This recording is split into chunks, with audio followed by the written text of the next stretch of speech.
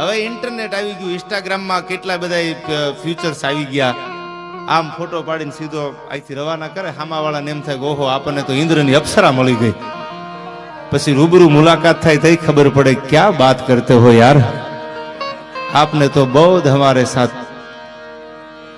એ ભેળા થાય ને હામાં ઇન્સ્ટાગ્રામમાં ફ્યુચર ઘણા આવ્યા, ફિલ્ટર આવી ગયા ને, ફોટો મોકલે તમે જોવો આમ ઇન્સ્ટાગ્રામ ઉપર, તમને એમ થાય કે આ હા તો રંભા હોય, ઉર્વશી હોય, મેનકા હોય, ઇન્દ્રની અપ્સરા જેવી લાગતી હોય.